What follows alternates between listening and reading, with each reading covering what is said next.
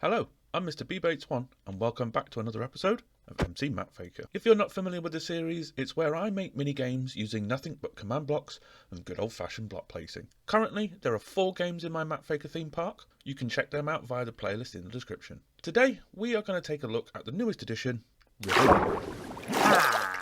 Now this game is a little bit different. Instead of you being in a boat dodging things, you have to help the wandering trader dodge the debris. If you can do this for 30 seconds, then you can win 5 tokens. Now the game itself is made up of 45 command blocks. It really isn't a lot. In fact, the hardest part was actually coming up with the design. As we're in a void world here, I struggled a little bit to come up with a good way to present the game, but after doing some thinking and a lot of block placing, I managed to come up with something. I'm happy with the way that it turned out.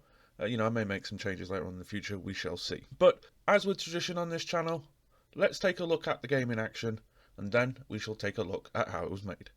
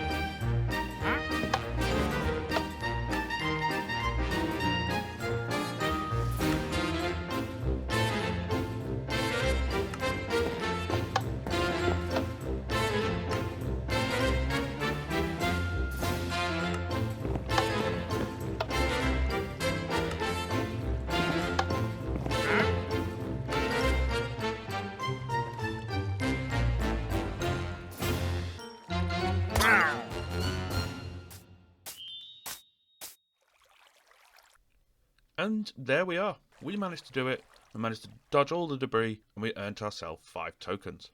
So it's a quick and fun little game to play in the park. Shouldn't hold up people for too long and it's just a little bit of fun. But that's the quick demonstration. Now let's take a look at how it was actually made.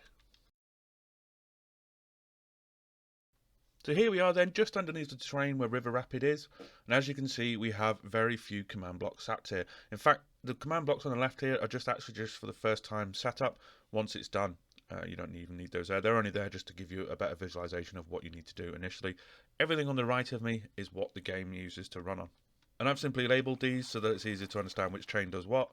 We've got start game, we've got launch debris, game timer, end game, remove items, and detect if the boat is hit by an item. But before we look at all of that, let's just take a look at the one-time setup. So we've got 2 chains here. The first one is setting up scoreboards. The second one is adding things to those scoreboards. So it's going to be the same command for each one. We're just simply giving it a different name. So in the first command block, we've got scoreboard objectives add RR winner, so that's River Rapid winner, dummy. The next one is RR timer, and then RR len, RR calc, and RR random. That's all the scoreboards you need for this. So once they're all set up, you then need to add some things to it. So what we're doing here is that we're actually taking the NPC that we use for the entrance of the game. So what I'm doing is I'm adding this this entity to the timer. I add that same entity to the RR len scoreboard. Now this is ticks, 1200 ticks is 30 seconds. We then add the same entity again to the RR calc, and finally the same entity to the RR random. And for the final scoreboard, we're simply adding a dummy player. We don't actually need a real one for this. This is used to determine whether or not the entity gets hit later on. So RR winner is in as 0. Once that's done, you can discard all of that. Everything is set up, and then all you need to do is start the actual process. So the first thing we'll look at is the NPC itself, because there are some commands at the beginning that the NPC does. So the first thing I'm doing here with the NPC is I am adding a tag called RR player. This is just so that any on-screen text and things like that get displayed is just displayed to that player only. The second thing is that I TP the entity away. Now the entity itself actually gets TP'd on top of that stand just there, so it looks like he's watching the player play. The second thing is that it TPs yourself, as in the player, onto the bridge, which is just here, ready to start the game. And then it will present that player with the text saying get ready, and then it will set a redstone block which is set underneath the map to start the game. So the redstone block that gets set in the NPC then gets set just here. This chain here is to start the game. So the first one underneath is simply setting it back to air again, and that just simply means that the redstone block that gets placed will be removed straight away. So now we want to start our game. Now the first 3 command blocks is just subtitles. So when you saw in the showcase, when it said 3, 2, 1, it's simply just doing the subtitle. Because the main title was triggered by the NPC, the subtitle will just display directly underneath it. What we're doing here is we're then clearing the subtitle at the end. This is so that we don't have to wait for it to fade out. This will just get rid of the title immediately so that the player can start. So the next thing we do is we want to power a different set of command blocks. So this is item detection, which is this chain over here. We'll take a look at that in just a moment. So the next one is load the trader. Now I've actually got a trader stored in a boat inside a structure called trader boat. And what I'm doing is I'm then spawning that structure in on the river. And I think it comes in right here where this spot is. The next thing we want to do is start the timer, which again is just setting a redstone block. And that will power the game timer here. And then the last thing we want to do is start the flow of the debris, which will place another redstone block just here. So the first thing is the item detections. So there's 2 things. The first one is to remove the items once they get to a certain point, because obviously we don't want them hanging around. And the second thing is to detect whether they're being hit. So the removing the items is relatively simple. We're doing execute at E type equals item. We're then setting a very specific set of coordinates. And then we tell the item to kill itself. Now the coordinates themselves is literally behind the boat. So the boat itself gets spawned in here. The detection of the items is on this line here. Well, it's these 2 lines actually. And then whenever an item falls into there, it will just simply delete it. For the next part, which is the detection of the boat, now I actually used a chest boat, as you can see. So what I did here is that we're executing as the chest boat, and we're testing for any item that sits within the same spot. So if one of the items flows down and it runs directly into the boat, and therefore will trigger the next part of the command. The next part of the command will kill the boat, kill the wandering trader, update the scoreboard RR winner to 1, and then sets a redstone block to stop the game, and that will go right here. So the next thing it does then, once it powers this on, is it powers on the game timer. Now the game timer we've seen before. This was provided to us some time ago for Minecraft Roulette over there. So it's the same thing, it's just given a different name so that it doesn't clash with Minecraft Roulette. But I'll just quickly go over it again. So what we're doing is that we're doing an operation between the entity on one scoreboard, which is RR Calc, to the entity on the other scoreboard, which is RR Len. So at this point, we're setting RR Calc to the value of RR Len. Then we are minusing RR timer value from the value of RR Calc. If the score is more than 1, then it means we have not reached the timer yet, and therefore RR timer gets 1 added to it. The next one in the chain is simply for when it does match it. A brief explanation of what happens is that the value for RR timer will continue to go up until it matches the same value as RR Len, which we set at 1200. Once those 2 match, this command block will then trigger and set a redstone block to end the game, which is over here. Same position as what that one does over there. And this final one here is just simply setting the RR timer back to 0. Once the end game is triggered, it will do this long chain here. This is probably the longest chain, which is resetting everything back.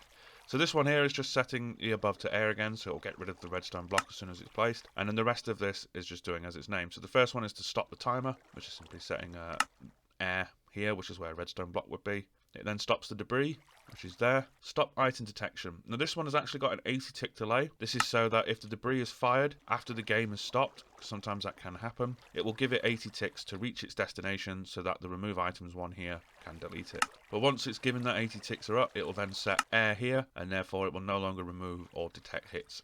Next thing it'll do is it'll reset the timer back to 0, because I've noticed that it seems to go 3 ticks. It's like it seems to be consistently 3 ticks as well. So once I remove the redstone block, there's at least 3 ticks that occurs before the timer stops. So therefore, when the next time the game runs, if you don't reset it, it starts from 3 instead of 0, and that number will just keep clocking up, and it can get a bit weird. So I reset the timer back to 0 here to prevent that from occurring. The next thing is to reset the debris. Now I'm actually using the clone command. Now what the debris is it's just droppers that sit over here, and each one of these droppers will contain items in them. Now once those are fired, obviously they can eventually run out. So the way to make sure they never run out is directly below it there is a replica of what there is above, and then it will simply clone these and replace them up here.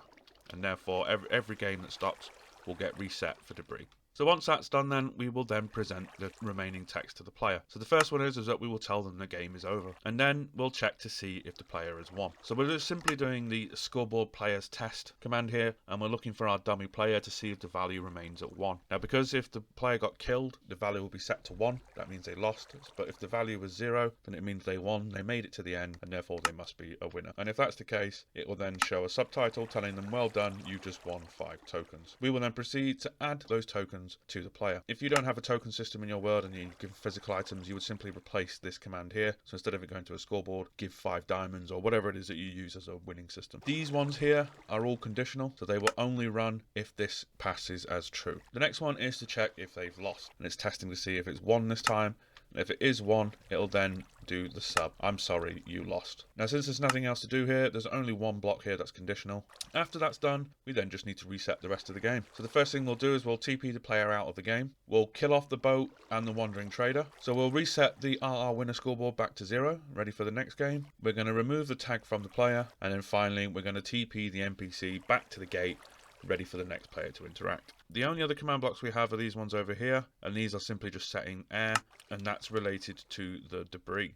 Now the debris one, what it's doing is it's picking a random number between 1 and 3, and it is storing that in the RR random scoreboard. Then with these chain commands here, it's simply saying execute as this entity if they have a score of 1. Set block in this location, and this one's exactly the same, but it's a number of 2. It's exactly what we use for llama racing, using the random and then checking that random number and setting a different command based on that. In this case, we're just setting a redstone block where those command blocks are underneath the droppers, and that will simply fire the debris into the water. And there you have, that is all of the commands for this game. The rest of the game was simply just as I mentioned before.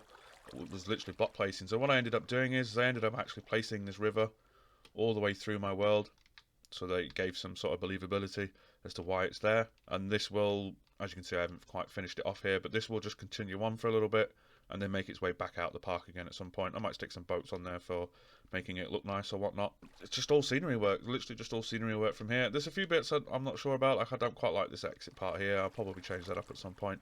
And there we go. That is the entirety of the minigame.